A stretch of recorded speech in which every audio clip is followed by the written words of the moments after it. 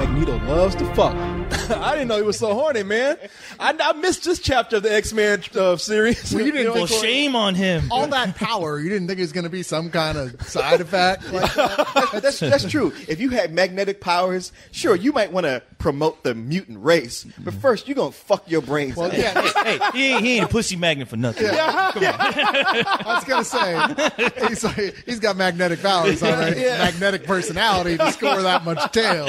Boy, I got to tell you, I often think back to my childhood, back when I was an 11-year-old boy who stuck his penis in a vacuum cleaner. I've always felt bad about that. I've always felt a sense of... Is this part of spilled canon now? It is. People, you can go on the Wikipedia page and say, Corey, 11 years old, stuck his penis in a vacuum cleaner. I've never felt exactly right by that. I have felt disturbed by it, but after watching this movie, I feel normal. Not as disturbed as the vacuum cleaner feels.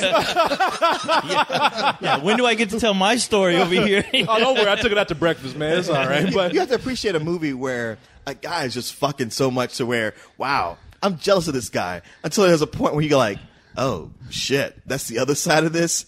Never mind. Oh, yeah. You know, that is the great move. The great thing about this movie, and I'm just going to jump right in and tell people what it's about, because it's been getting a It's lot. about a guy fucking. It's pretty much. Thank you very much. Good night. The only Mimbo movie ever made. Boy, I mean, this. And that's what I missed. I was like, can't we just pretend this is just a regular Seriously, porno and I can talk that's about all it? it is. Dude, he fucks so much that there's a point where you can see he wants to stop, but he can't because he got his dick in something. He's crying like, I wish I could just go home right now. He fucks so much, it's almost like just the transition they use between scenes. You know? It's not even like they're scenes in and of themselves. It's like, and now we got to go to this other place where he's over here, so let's show him fucking for 5 minutes. He fucked so hard he went into the future. It's almost like Michael Fassbender shot a porno movie early in his career, and somebody found that footage and said, like, you know what, I'm gonna use this and just make a movie out of it. Make a plot out of it. Put that shit on DVD. I think there's a point where Michael Fassbender's dick is actually run down the street ahead of him. He's like, stop! Stop! Wait for me! Come back! He's in hiding. Come back! Hey! But, you know, this movie has been getting a lot of praise. And I have to praise it too, and I'll get into it why in a little bit. But Michael Fassbender, up and coming guy, at least here in America, we all Say know that him. again. Shit, he's got 3 big movies this year. I mean, well, at least 2 big movies and 1. Okay, we know him from we know him from, of course, as being Magneto. Yeah. And X-Men. What was the other movie he's in? Don't look at me, y'all were the Oh, one well, he's in Inglourious Bastards. A lot of people know him from that. I forgot that. Yeah. He A lot was of people in know that. him from that, and then he's also in A Dangerous Method this year. Dangerous Method. What was the Jane Austen movie that he was in? I didn't even know he was in a Jane Austen movie. Yeah. Is he in Jane Eyre? Yeah. Yes, that was him in Jane Eyre. Is that a Jane Austen movie? I don't Or think does it that's just have Jane in the title? Yeah, I don't think that's a Jane Austen. Okay, whatever. I don't know either. I don't know. I It lose all seems these. Jane Austen-esque. Jane Austen, Jane Eyre. I think that was one of them Emily Brontes. Bronte. I think that one of these Victorian bitches wrote this. You know, I think Michael Fassbender had sex with her, They but didn't have Wasn't he Prozac also then, in New they Year's just had- Eve? I mean, no, he might as well have been. No, because if he had been in that, you would have seen him fucking Michelle Pfeiffer and Hilary Swank. The way he is in this movie, you would have seen him fucking Ashton Kutcher. I mean, damn. but in fact, it would have been a 3D movie. His dick just would have just came towards the screen. Would have fucked everybody. It's why he doesn't even have a pet, because, you know, you wouldn't help but think that pet is not safe. There's no way he hasn't fucked that dog. and the thing is, you watch this movie, there's no way you would invite this guy into your home. Yeah, if He'd be you like, knew this even about if he him. was playing like, look, I was just an actor playing a part. He's like, I don't care. Yeah. I have women in my family, and you ain't coming. You out ain't, yeah, I'm close. sorry. Well, I guess you're getting ready to tell us what it's about, because all I'm thinking right now is this guy is just fucking just about everything and anything. Think American. Well, that's what it's about. Think American Psycho if he wasn't a serial killer. Oh. It's Yeah. pretty much what this movie is. Well, I'll tell you, Cole, what it's about. Michael Tell me. Fassbender, he plays a guy named Brandon. Now, Brandon is a 30-something New York professional, and he has a problem. His dick is very cold, and he has to always stick it in something to keep it warm. Translation, he has a sex addiction. It's like Speed. If his dick starts moving less than 50 miles an hour, Yeah. he will die. It will blow up. It's Tom Cruise problem. Yeah. Yeah, exactly. Now, although he clearly has a problem, he's not really forced to face his condition until his younger sister Sissy comes in to move in with him, kind of forcefully. He doesn't want her there, but it's his sister. He lets her stay, and it's because of her own instabilities that he's eventually forced to kind of face up to what his true addiction is. And what I love about this film is that, and it has problems, but what I love about it is that, I mean, we still shun sex addiction as, that's just somebody who just loves to have sex, whatever.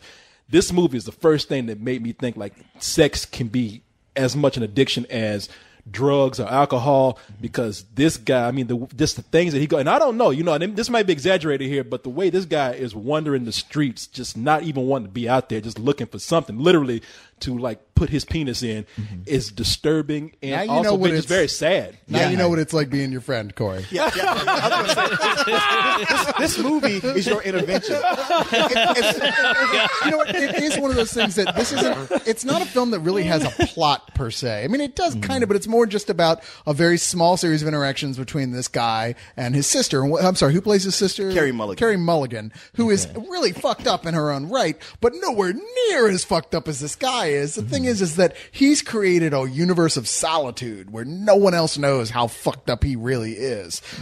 He doesn't like anyone in his world, so when she comes and stays there, it's fucking up his scheme. He's being made to be aware of how fucked up he really is. And some levels, he's like accusing her of the same shit that's his own problem. That shit had me laughing. But the way he's got such a sex addiction, he can't stop fucking. And yeah, with her there, he's like, "You're a loose woman. You're crazy. You're all fucked up. You're ruining everything. You need to straighten out." And you're like, dude, do you really not have any mirrors in your house? That's why he doesn't want her there, though, because he sees himself so much in her, and she has more problems. Well, probably more problems than he does, and half of what he's having to face really is out of concern for his sister. And Carey Mulligan is, I think she's great in this movie too. She is, yeah. Yeah, because they both are very disturbed people. I don't know what the fuck their parents did to them, but they are messed up. Now, Michael Fassbender captures that character very well too, because it's not just anguish of having to just constantly have sex all the time, but it's also, you get to see the other side of sex addiction, which is, you can't be intimate with anybody, at least in his particular case. Not only is it uncomfortable and sad, but it's embarrassing too, and it's one of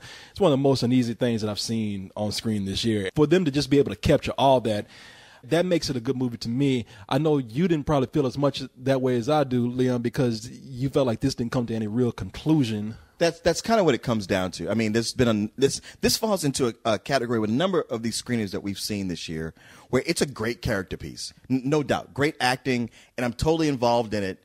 And yet, when it comes to that point where I want to know, like, okay, what's this coming to? Where's the wrap up? What is it ultimately trying to say?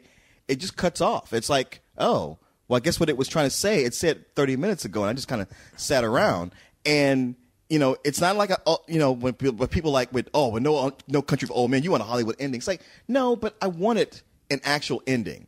And the thing is, there's been movies that have done it, and I'll bring up Everything Must Go, where it was a story about a guy who was self-destructing, and yet that did manage to have a full story where it came around and gave you some kind of conclusion. And with this, it was like, okay, wow, something big just happened. Now what? Now what? What? Go home. That's it. So it's just like a slice of this guy's life. Exactly. Well, that's what I was about to say, though. But that's why that doesn't bother me at all, because I feel like it does come to a conclusion in the context of it being a slice of life film. It comes in without much preamble at all. There really isn't much plot to speak of. It's really just an examination of the one core element of this guy's life and how it's shooken up by the presence of his sister. And the ending, that it comes to in and of itself is that we know that one chapter of his life is finished and a new one is bound to begin. But what that is up to your interpretation. Now, that being said, I have problems with these type of films when they literally give you nothing to like about the main character,